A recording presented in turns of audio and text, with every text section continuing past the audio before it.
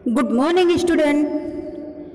पिछली वीडियो में हमने प्रेमचंद जी के बारे में और उनकी काव्य कथा के बारे में जाना और समझा था। उनकी कहानी है दो बैलों की कथा। दो बैलों की कथा के बारे में हम विस्तार से जानते हैं। जानवरों में गधा सबसे ज़्यादा बुद्धिहीन समझा जाता है। ये सही बात है कि जानवरों में गधा सबको बुद्धिहीन ही लगता है। हम सब किसी आदमी को पहले दर्जे का बेवकूफ़ कहना चाहते हैं तो उसे गधा कहते हैं। यानी कि हम किसी व्यक्ति को अगर बेवकूफ़ कहना चाहते हैं या बेवकूफ़ समझना चाहते हैं तो उसे गधे शब्द से संबोधित करते हैं। गधा सचमुच बेवकूफ़ है या उसके सीधेपन, उसकी निरापद सहिष्णुता ने उसे यह पदवी दे दी है। अर्थात कहने का मतलब ये है कि वो बेवकूफ़ ही है या उसका सीधापन है, भोलापन है या उसकी सहिष्णुता की भावना होने के कारण उसे गधा या बेवकूफ़ कहा गया है। इसका निश्चय नहीं किया जा सकता। गाय सींग मारती है। ब्याही हुई गाय तो अनायास ही सींगने का रूप धारण कर लेती है। गाय भी सींग मारती है और जिस गाय के बछड़ा होता है वो तो अनायास ही सींगने के समान रूप धारण कर लेती है।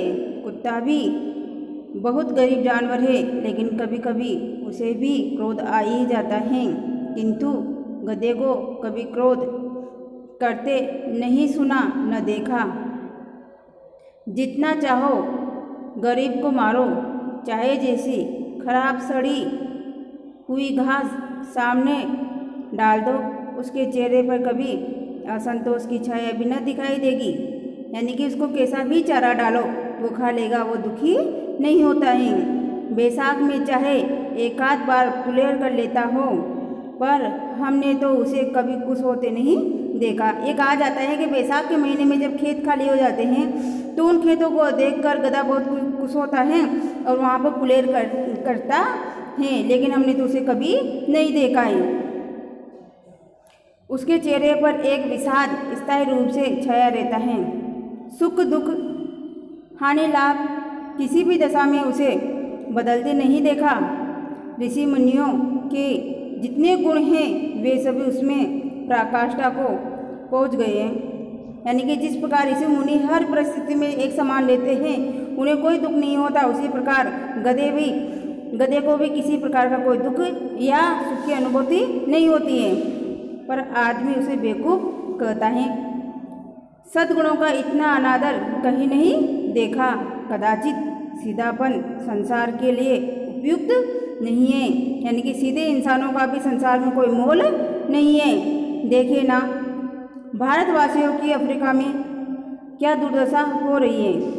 क्यों अमेरिका में उन्हें कुछ नहीं दिया जाता।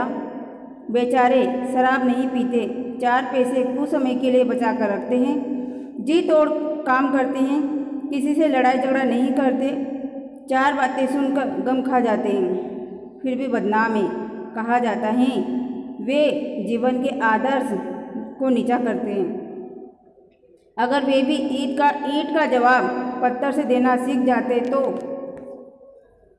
शायद सभ्य कहलाने लगते। यानी कि हर परिस्थिति में कि जो उनके खिलाफ है उनका जवाब देना सीख जाते तो वो भी सभ्य कहलाने लगते। जापान की मिसाल सामने है।